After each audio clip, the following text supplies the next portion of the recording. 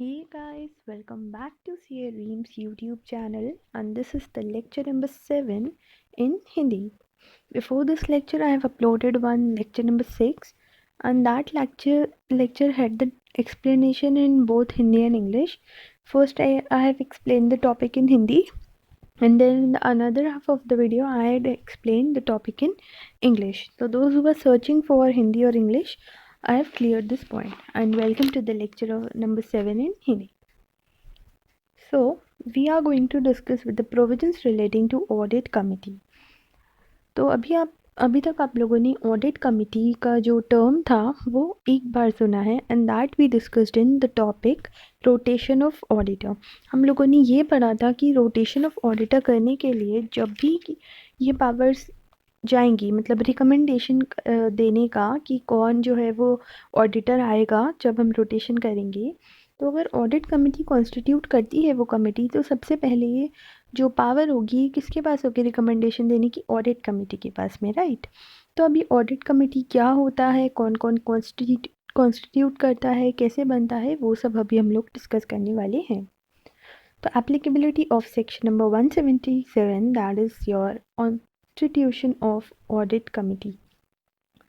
तो एप्लीकेबिलिटी क्या है सेक्शन की? सेक्शन नंबर है 177. अब ये जो आपके सेक्शन नंबर्स हैं, आप बोलो कि याद करने या नहीं करने, तो it is recommended that you should learn each and every section, but still if you're not able to recall it, or you're not sure that whether this section number is correct or not, then you should not quote it. Okay, but if you're damn sure that this section number is for this provision, then you should definitely quote it and highlight it in your answer sheet. So where a company is required to constitute an audit committee under section number 177, all appointments including the filling of casual vacancy of an auditor under this section shall be made after taking into account the recommendations of such committee. अब आप लोगों को मैं एक example देती हूँ. आपकी family में अगर बूढ़े लोग हैं, आपके दादाजी, दादी जी, नाना जी, नानी जी, तो सबसे पहले कोई भी फंक्शन होता है फैमिली में, या फिर कोई भी डिसीजन होता है, लाइक सपोज घर का रेनोवेशन कराना है या कुछ भी ऐसा डिसीजन है, तो सबसे पहले हम किसके पास जाते हैं? हम उन लोगों के पास में जाते हैं, उनसे डिस्कशन करते हैं, उनकी राय लेते हैं, राइट. तो इसी तरह से ऑडिट कमेटी आपके दादाजी जैसे ही है, ठीक है, दादाजी जैसे ही हैं. अगर वो होंगे तो आपकी कंपनी में अगर कोई कैजुअल वैकेंसी हो गई तो उसको कौन फिल करेगा, रोटेशन कैसे करना है, तो उन सारी की सारी बातों की रिकमेंडेशन जो है ना, वो ऑडिट कमेटी ही देती है सबसे पहले, ठीक है. अभी ऑडिट कमेटी किस किस टाइप की कंपनीज को बनाना होता है? तो all public companies with a paid up share capital of greater than और इक्वल टू 10 करोड़, और all public companies having in aggregate outstanding loans or borrowings or debentures greater than or equal to 50 crore, and all public companies having turnover greater than or equal to 100 crores. अब आप लोगों को याद होगा हम लोगों ने इसी टाइप का जो पेड अप शेयर कैपिटल और ये सब था, ये हम लोगों ने यहाँ पढ़ा था. That was in rotation of auditor वाला पॉइंट. तो इसमें हम लोगों ने क्या पढ़ा था? इसमें हम लोगों ने पढ़ा था लिस्टेड कंपनी, अनलिस्टेड कंपनी की भी paid up share capital greater than और equal to 10, then private limited company की paid up share capital greater than और इक्वल टू 50, और अगर ये दोनों से लिमिट से नीचे है और बोरोइंग्स अगर ग्रेटर है 50 से, तो फिर हम लोगों का वहाँ पे ये वाला जो आपका प्रोविजनल रोटेशन ऑफ ऑडिटर ये एप्लीकेबल हो जाएगा. तो यहाँ पे हमारा क्या था? 10, 50, 50, राइट.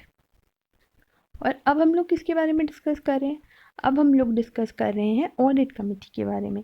तो अब हम लोग इसमें क्या देख रहे हैं? All public companies with the paid up share capital of greater than और इक्वल टू 10 करोड़, और public companies having a turnover. अब यहाँ पे किसकी बात हो रही है? पब्लिक कंपनी ही है, बट या तो पब्लिक कंपनी का टर्नओवर या फिर पब्लिक कंपनी की पेड अप शेयर कैपिटल.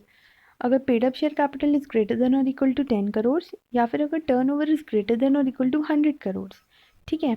और all public companies having in aggregate outstanding loans और बोरोइंग्स ग्रेटर देन और equal to 50 crore.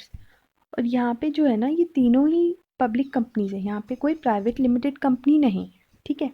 Private limited company नहीं है, लिस्टेड कंपनी नहीं है, अनलिस्टेड पब्लिक कंपनी नहीं है। आप लोग कंफ्यूज ना हो इसलिए मैं आपको इसका डिफ्रेंसिएशन बता रही हूँ। रोटेशन में हम लोग किस किस की बात कर रहे थे, unlisted public company, private limited company, और जो भी थ्रेशोल्ड लिमिट से नीचे हैं बट बोरोइंग्स जो हैं वो ग्रेटर देन और इक्वल टू 50 करोड़ हैं, ठीक है।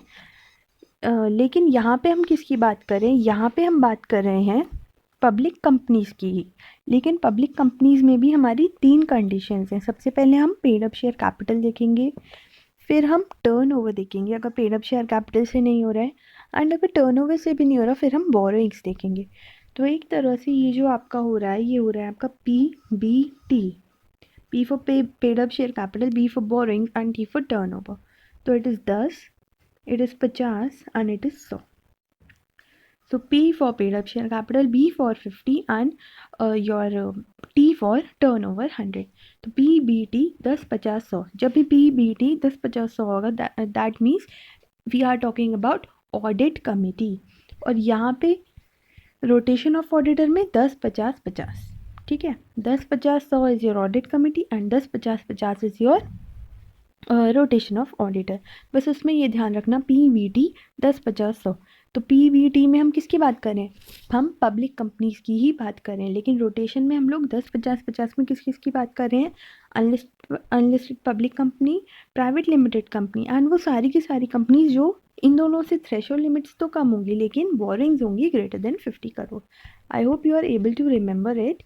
एंड आप प्लीज़ यहाँ पे लिख लीजिए, ये मेमोरी टेक्निक जो भी मैं आपको बता रही हूँ यहाँ पे आप लिखो PBT 10, 50, 100, ठीक है। तो उससे आपको ये पूरा का पूरा याद आ जाएगा। अब इससे हमें क्या एक बात समझ में आई कि जो ऑडिट कमेटी है ये सिर्फ और सिर्फ आपका किस पे एप्लीकेबल होता है, पब्लिक कंपनीज पे, ठीक है। तो as per section provisions of section 177 of companies act, audit committee performs important functions including making recommendation for appointment. अब कौन आएगा ऑडिटर बन के, ठीक है, उनको कितना रेम्यूनरेशन पे किया जाएगा, उनके क्या टर्म्स रहेंगे अपॉइंटमेंट ऑफ ऑडिटर के, and reviewing and monitoring auditors independence, कि क्या ऑडिटर इंडिपेंडेंटली काम कर रहा है या नहीं, उसका परफॉर्मेंस कैसा है, इफ़ेक्टिव है या नहीं है, उसका ऑडिट प्रोसेस, एग्जामिनेशन वो किस टाइप से कर रहा है फाइनेंशियल स्टेटमेंट्स का, एंड ऑडिट रिपोर्ट उसने कैसी दी है। तो ये सारी की सारी चीज़ों का रिकमेंडेशन, रिव्यू और मॉनिटरिंग किसका रिस्पॉन्सिबिलिटी है, किसकी पावर है, किसके पास पावर है इन सब चीज़ों की, सबसे पहले ऑडिट कमेटी की। तो ये आपको क्वेश्चन मतलब ये लोग मांग सकते हैं, केस स्टडी में भी दे सकते हैं कि ऑडिट कमेटी ये कर रही है तो क्या इसकी पावर्स हैं इस पर, या BOD ने ही कर लिया जबकि ऑडिट कमेटी बनी हुई है, तो BOD से पहले तो ऑडिट कमेटी के पास इस चीज़ की पावर्स है ना। लेकिन हाँ, अगर ऑडिट कमेटी नहीं है तभी वो पावर्स BOD पे आएंगी। तो ये चीज़ें आपको बहुत छोटी छोटी बातें आपको केस स्टडी में भी ये पूछ सकते हैं। तो आपको क्या क्या ध्यान रखना है कि ऑडिट कमेटी क्या क्या काम करता है। ऑडिट कमेटी एक तो आपके रिकमेंडेशन है देता है अपॉइंटमेंट के बारे में, ऑडिटर की रेम्यूनरेशन के बारे में, कि क्या टर्म्स रहेंगे उनके अपॉइंटमेंट के। फिर इसके बाद में ऑडिटर क्या इंडिपेंडेंटली काम कर रहा है यानी उसकी परफॉर्मेंस इफेक्टिव है या नहीं, एंड वो जो एग्जामिनेशन कर रहा है फाइनेंशियल स्टेटमेंट्स का जो रिपोर्ट दे रहा है वो कितनी इफेक्टिव है, ठीक है। It is also to be remembered that audit committee consist of directors of the company. अब ऑडिट कमिटी में कौन कौन आते हैं, ऑडिट कमिटी में आते हैं directors. It consist of minimum 3 directors with independent directors forming majority. तो इसमें एटलीस्ट आपके 3 डायरेक्टर्स आते हैं जिसमें कि वो इंडिपेंडेंट डायरेक्टर्स होते हैं। Besides, audit committee also performs other important functions. Audit committee helps in ensuring better standards of corporate governance. तो आपके यहाँ पे बेसिकली क्या कौन बनाता है ऑडिट कमेटी, डायरेक्टर्स, और मिनिमम 3 डायरेक्टर्स आते हैं, ठीक है। और ये क्यों बनाई जाती है ऑडिट कमेटी, जिससे कि आपका बेटर स्टैंडर्ड्स हो, कॉर्पोरेट गवर्नेंस हो, मतलब एक प्रॉपर आपका जो कॉरपोरेशन है, जो कंपनी है, उसमें आपका एक स्टैंडर्ड मेंटेन हो पाए। फिर it is important to know that in addition to listed public companies, following classes of companies shall constitute an audit committee. अब listed public companies यहाँ पे भी है, unlisted public companies आपकी रोटेशन में भी थी, लेकिन रोटेशन में आपकी unlisted public companies, private limited companies भी थी, ठीक है। लेकिन यहाँ पे कहीं पे भी आपको प्राइवेट लिमिटेड कंपनीज नहीं नज़र आएगा, यहाँ पे लिस्टेड पब्लिक कंपनीज, देन आपकी ऑल पब्लिक कंपनीज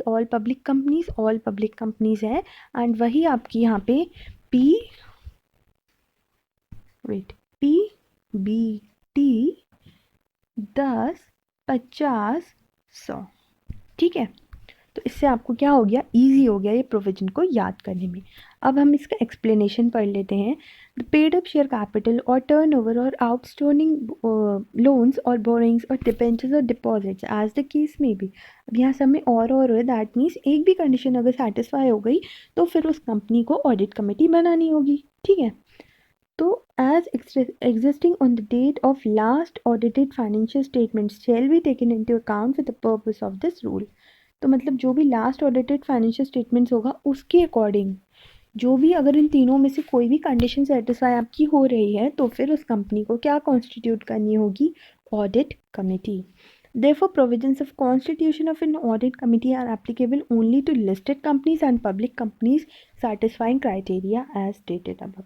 अब यहाँ पे क्या कोई प्राइवेट लिमिटेड कंपनी नहीं है। ठीक है, मैं ये चीज़ आपको बार बार इसलिए बोल रही हूँ बिकॉज रोटेशन में प्राइवेट लिमिटेड कंपनी है लेकिन इसमें नहीं है। तो ये बड़ा आप जो आपको जो मैं स्टिकी नोट्स रखने के लिए मैंने बोला है उसमें ये सब लिख लो, तो उससे आपको ये बहुत ज़्यादा ईजी रहेगा। स्टिकी नोट नहीं है आपके पास में तो आप यहाँ पे एक बॉक्स बनाइए एंड उसमें लिखिए। ठीक है, लेकिन ये आपको लिखना है। अब हम लोग एक एग्जाम्पल डिस्कस कर लेते हैं जिससे ये प्रोविज़न आपको पूरा का पूरा याद हो जाएगा। XYZ क्या है, एक पब्लिक कंपनी है। पब्लिक कंपनी पे तो होता है, प्राइवेट कंपनी होती तो नहीं होता। ठीक है, अब उसकी पेड अप शेयर कैपिटल है 9 करोड़ की, लेकिन उसकी टर्नओवर जो है वो 150 करोड़ है। तो क्या उसको ऑडिट कमेटी बनानी है अंडर सेक्शन नंबर 177? तो अब बताइए आप क्या है इसका। PBT 10, 50, 100। Paid up share capital is greater than और equal to 10 crore. Borrowings are greater than और equal to 50 crore. And borrowings के साथ में ना डिबेंचर्स, डिपॉजिट्स ये सब भी जोड़ लेना। ठीक है, and turn over is greater than और इक्वल टू 100 करोड़, राइट। तो अब यहाँ पे आपका पेड अप शेयर कैपिटल जो है वो तो 10 करोड़ से कम है, बट बिकॉज यहाँ टर्न ओवर 100 करोड़ से ज़्यादा है, सो दैट इज़ वाई इसको ऑडिट कमिटी बनानी है। ठीक है, बोरिंग्स वाले पॉइंट में आप क्या क्या जोड़ेंगे, आउटस्टैंडिंग लोन्स, डिबेंचर्स, डिपॉजिट्स। तो बोरिंग्स के साथ में ये तीन चीज़ें भी हैं, आउटस्टैंडिंग लोन्स और बोरिंग्स और डिबेंचर्स और डिपॉजिट्स। ठीक है, तो अगर ये 50 से ज़्यादा हैं तो मतलब बी में आपका क्या क्या आएगा, एक तो बोरिंग्स आएगा, डिबेंचर्स आएगा, डिपॉजिट्स आएगा और आउटस्टैंडिंग लोन्स आएगा। तो सिर्फ बोरिंग्स मत लिखना, प्रोविजन आप लिखोगे, क्या क्या लिखोगे आप, outstanding loans, borings, debentures, deposits. ठीक है, तो इस टाइप से जो है वो आपको अपना आंसर लिखना है। एंड आई होप आपको ये जो प्रोविजन है ये अच्छे से समझ में आ गया। ठीक है, एंड या वन मोर अनाउंसमेंट, इसके बाद में आप मुझे कमेंट सेक्शन में कमेंट करके बताना कि क्या मैं कंपनी ऑडिट के क्वेश्चंस आपको प्रैक्टिस करवाऊँ, जो भी मतलब अभी तक आए हुए हैं क्वेश्चंस या फिर जो आपके RTPs वगैरह हैं मेरे पास में उसमें से।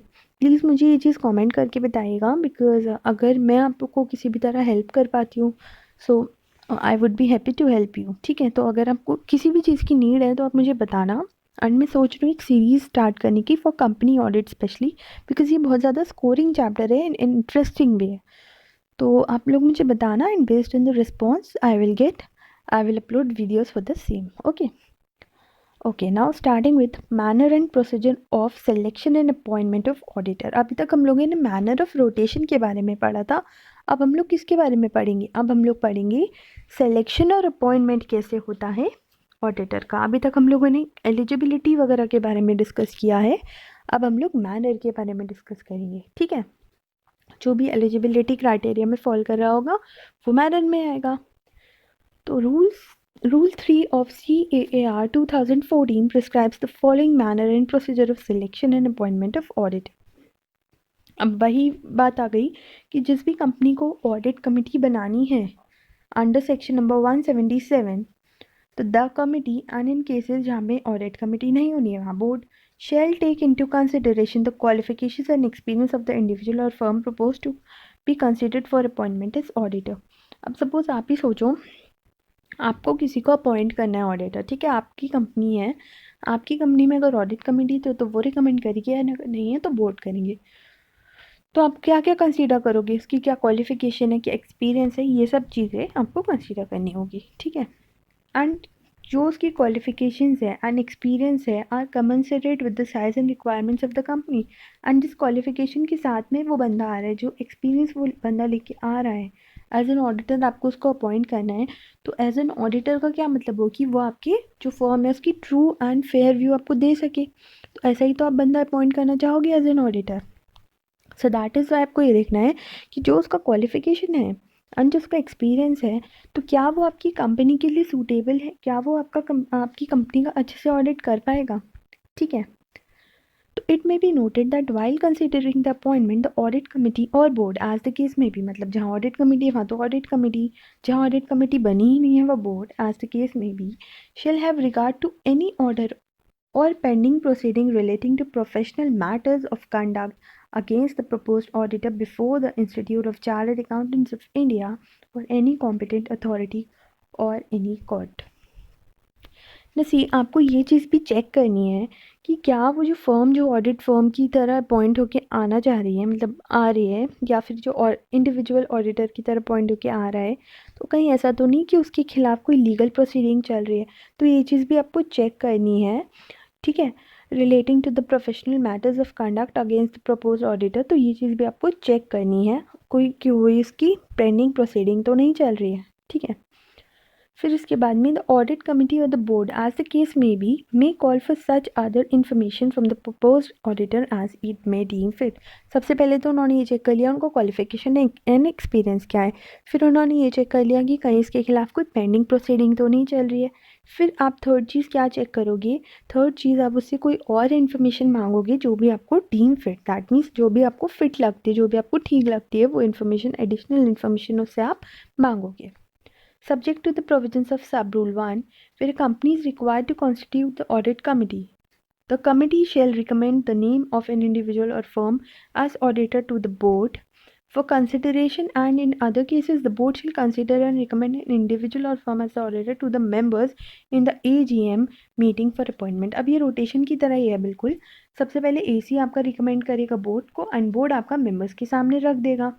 जहाँ पे एसी है ही नहीं, मतलब ऑडिट कमेटी है ही नहीं, वहाँ बोर्ड ही आपके मेंबर्स के सामने रिकमेंडेशन रख देगा कि ये इंडिविजुअल्स हैं, ये है। फिर एजीएम होगी एंड उसमें फाइनली डिसाइड होगा कि कौन जो है वो आपका अपॉइंट हो रहा है एज एन ऑडिटर। आप लोगों ने पढ़ा है ना वो section number 139 subsection 6 subsection 7 subsection 1 subsection 5, तो उसमें हम लोग पढ़ते थे ना कि मेंबर्स बीओडी। तो ये सब चीज़ें जो हैं ये तभी होती हैं जब रिकमेंडेशंस आती हैं कि कौन जो है, मतलब लिस्ट तो होनी चाहिए ना आपके पास में, तो वही चीज़ है। और ये चीज़ भी है कि अगर बोर्ड जो है, मतलब ऑडिट कमेटी ने रिकमेंड कर दिया, ठीक है, अब वो किसके पास में आ जाती है, बोर्ड के पास में आ जाती है वो रिकमेंडेशन। अगर बोर्ड ने अग्री कर दिया रिकमेंडेशन के साथ में, तो वो फिर फर्दर किसके पास ले जाएगा, मेंबर्स के पास में ले जाएगा उन रिकमेंडेशन को एंड मीटिंग में वो डिसाइड हो जाएगा। लेकिन अगर बोर्ड ने डिसअग्री कर दिया, सपोज वो उस बात से सहमत नहीं है, उन नेम से सहमत नहीं है जो ऑडिट कमेटी ने रिकमेंड किए हैं, तो वो क्या करेगा, वो वापस से उसको वापस भेज देगा, उसकी रिकमेंडेशन को वापस भेज देगा और उसमें रीजंस लिखेगा कि वो क्यों डिसअग्री कर रहा है, किन किन बातों से वो सेटिस्फाइड नहीं है। हो सकता है कि वो कोई डिस्क्वालिफिकेशन अट्रैक्ट कर रहा हो जो उन्होंने नेम्स जो है वो रिकमेंड किए हो, या हो सकता है कुछ और बात हो। तो वो सारे के सारे रीजंस ऑडिट कमेटी को वापस भेजेगा कि ये रीजंस हैं जिसकी वजह से हम आपकी रिकमेंडेशन को एक्सेप्ट नहीं कर सकते हैं। ठीक है।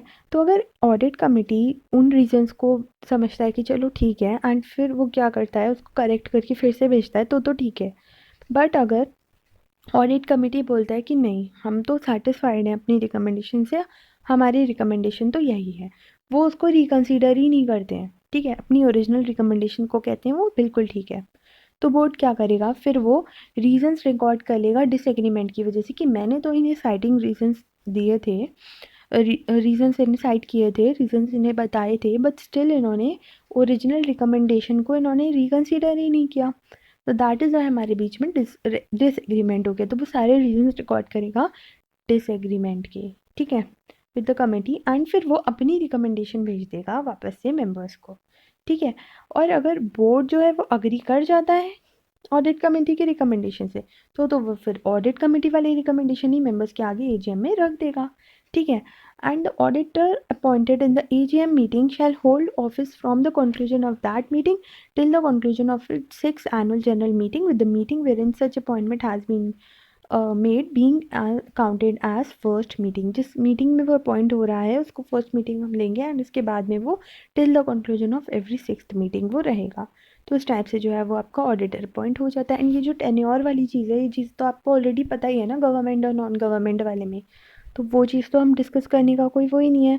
एंड बाकी ये चीज़ आपको समझ में आ ही गई होगी। So it was a very easy topic and a very small topic. अब मैं लगे हाथ आपका एक काम करती हूँ, रेम्यूनरेशन वाला टॉपिक भी कंप्लीट करवा ही देती हूँ, फिर हम लोग नेक्स्ट वीडियो से 6th वाला टॉपिक जो है रिमूवल वाले से स्टार्ट कर देंगे। ठीक है। तो auditors remuneration as per section number 142 of the act, the remuneration of auditor for company shall be fixed in the general meeting और in such manner as may be determined therein. Have a board में fix remuneration of the first auditor. तो वैसे तो आपकी subsequent auditors की कौन remuneration decide करता है, आपकी जनरल मीटिंग में ही डिसाइड होती है, लेकिन फर्स्ट ऑडिटर की रेम्यूनरेशन कौन फिक्स करता है, बोर्ड ऑफ डायरेक्टर्स। ठीक है। Further, the remuneration in addition to the fee payable to an auditor include the expenses, if any, incurred by the auditor in connection with the audit of the company. अब एक तो auditor की जो normal fees होती है वो ही उसको दी जाती है, और साथ में उसको क्या क्या और दिया जाता है एडिशनल फीस में, जो भी उसने एक्सपेंसेस इनकर किए हैं आपकी कंपनी का ऑडिट करते टाइम, या फिर and any facility extended to him but does not include any remuneration paid to him for any service rendered by him at the request of the company, या फिर उसने कोई और एडिशनल फैसिलिटी दी है company को, तो फिर उस चीज़ का उसको एडिशनल पे दिया जाता है। Therefore, it has been clarified that the remuneration of auditor shall also include any facility provided to him. तो इन्होंने यही बोला है कि मतलब facility extended to him, okay sorry, यहाँ पे इन्होंने बोला है जो रेम्यूनरेशन है एक तो वो क्या क्या इंक्लूड करेगी कि अगर कोई ऑडिटर ने एक्सपेंसेस इनकर किए हैं, साथ में रेम्यूनरेशन का ही पार्ट होगा अगर ऑडिटर को कोई हमने फैसिलिटी प्रोवाइड किया लाइक एकोमोडेशन वगैरह की, फूडिंग की, ये सारी फैसिलिटीज़ अगर हमने दी हैं तो उसका हम कोई उससे चार्ज नहीं लेंगे, उसको हम रेम्यूनरेशन में ही इंक्लूड कर देंगे। ठीक है। और इन्होंने ये बोला है rendered by him at the request of the company, wait, with the auditor of the company and any facility extended to him but does not include any remuneration paid to him for अब देखो यहाँ पे मैंने आपको एक चीज़ गलत बता दी है, मैं आपको ये फिर से रिपीट कर रही। एक तो वो हो गया रेम्यूनरेशन वाला पॉइंट, ठीक है। फर्स्ट ऑडिटर की रेम्यूनरेशन कौन डिसाइड करेगा, बोर्ड, एंड सब्सिक्वेंट की जनरल मीटिंग। ठीक है, फर्स्ट वाला पैरा तो आपको क्लियर हो गया। सेकेंड वाले में हम अब यहाँ पे इन्होंने इंक्लूड और डज नॉट इंक्लूड कर दिया, सॉरी मेरे से भी ये मिस हो गया। एक तो ये इंक्लूड करेगा, सबसे पहले मैं आपको इंक्लूड वाली बता रही हूँ। इंक्लूड द एक्सपेंसेस, जो भी उसने खर्चे और दिए हैं, जो आपका ऑडिट करने आ रहा है उसने अगर आपके ऑडिट की वजह से कोई खर्चे किए हैं तो वो रेम्यूनरेशन का पार्ट होगा। ठीक है। और साथ में जो भी आपने उसको फैसिलिटी दी है लाइक एकोमोडेशन की, फूडिंग की, वो भी इंक्लूडेड होगी रेम्यूनरेशन में। लेकिन अगर आपने ऑडिटर से कुछ और काम कराया, ऑडिट के अलावा कोई और फैसिलिटी आपने दी है, तो वो उस रेम्यूनरेशन का पार्ट नहीं होगी। ठीक है। But does not include any remuneration paid to him for any other services rendered by him at the request of company. Suppose company ने कुछ और उससे बनवाया है या फिर कुछ और उससे करवाया है जो कि ऑडिट का पार्ट नहीं है, एडिशनल सर्विस दी है, तो फिर वो रेम्यूनरेशन ऑफ ऑडिटर वाले पॉइंट में नहीं काउंट होगी। लेकिन जो बाकी का ऑडिट रिलेटेड एक्सपेंस है, ऑडिट रिलेटेड काम है, वो सारा का सारा रेम्यूनरेशन में इंक्लूड होगा। तो आई होप आपको ये पॉइंट क्लियर हो गया होगा। ये डज नॉट वाला जो पॉइंट है इसको हाईलाइट कर लेना, बिकॉज ये आपको कंफ्यूज कर सकता है MCQ में या केस स्टडी में। ठीक है। तो आपका यहाँ तक जो है वो चैप्टर कंप्लीट हो गया है एंड अब हम लोग बहुत ही जल्दी चैप्टर की एंड की नज़दीक पहुँच रहे हैं। ठीक है, 4-5 टॉपिक आपके रह गए हैं, तो बहुत ही आसानी से हम लोग ये चैप्टर कंप्लीट कर लेंगे, most probably within this week. ठीक है, बिकॉज मेरे को सेपरेट वीडियोस बनानी होती है ना हिंदी इंग्लिश में, सो दैट इज़ वाई थोड़ा सा टाइम लग जाता है, बट मैं बहुत जल्दी से जल्दी इसको कंप्लीट करवाने की कोशिश करूँगी। ठीक है। तो आई होप कि आपको मेरी वीडियो से हेल्प मिल रही हो, एंड अगर सच में आपको हेल्प मिल रही है then please do share my videos and please do press the like button. Also please submit your feedback through the comment section because it gives me motivation.